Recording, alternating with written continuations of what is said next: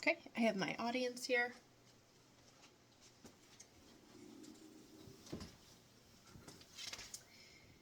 Imagine being diagnosed with a terminal illness and told that you only have months to live.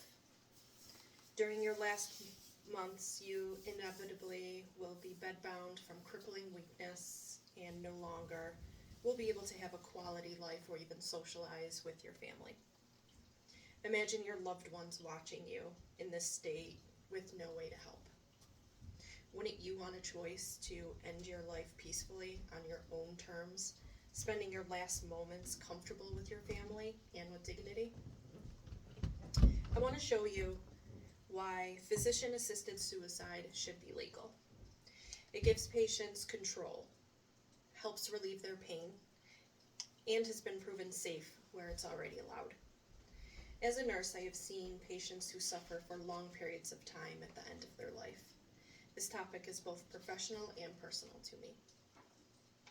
Physician-assisted suicide should be legalized across the country, and I'm going to explain how it respects a patient's choice, how it relieves suffering, and how it can be safely regulated.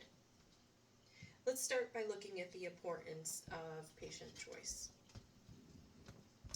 Patients already have the right to refuse treatments and will inevitably end in death,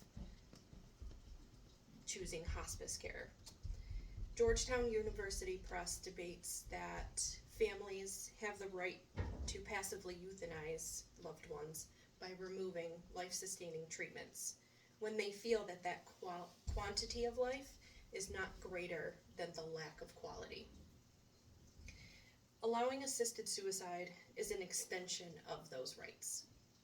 It honors a person's control over their body and decisions in how they want to live their last days on this earth. According to Oregon Health Authority in Oregon, patients have had this choice since 1997. It has helped many find peace, even if they never have used the medication. Besides autonomy, assisted suicide addresses suffering directly. Some illnesses cause pain and loss of dignity that treatments cannot stop. Patients may face long, painful declines.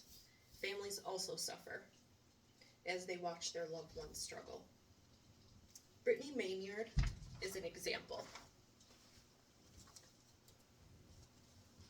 She chose assisted suicide in Oregon to avoid unbearable suffering from brain cancer. Here is a partial transcript from her CNN story in her own words. Because my tumor is so large, doctors prescribed full brain radiation. I read about the side effects. The hair on my scalp would have been singed off. My scalp would be left covered with first-degree burns. My quality of life, as I knew it, would be gone.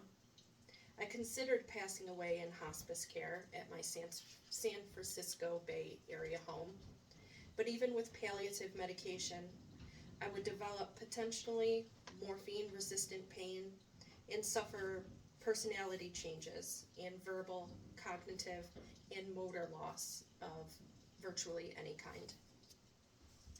Because the rest of my body is young and healthy, I'm likely to physically hang on for a long time, even though cancer is eating my mind.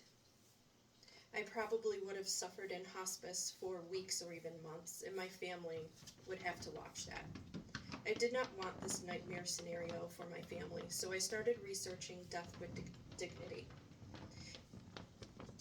It's an end-of-life option for mentally competent, terminally ill patients with a prognosis of 6 months or less to live. It would enable me to use the medical practice of aid in dying. I could request and receive a prescription from a physician for medication that I could self-ingest to end my dying process if it becomes unbearable.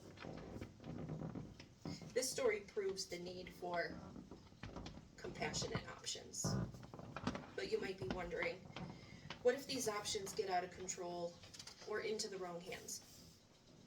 States like Oregon and Washington use strict rules. 2 doctors must confirm the diagnosis and patient's mental capacity. 2 requests, at least 15 days apart, and a waiting period of 48 hours must pass before the prescription can be written. According to Death with Dignity National Center, waiting periods and written requests prevent rash decisions. Studies and reports show that this law has not been abused, which proves that regulation works and it can be applied nationwide. Physician-assisted suicide is about choice, compassion, and safety.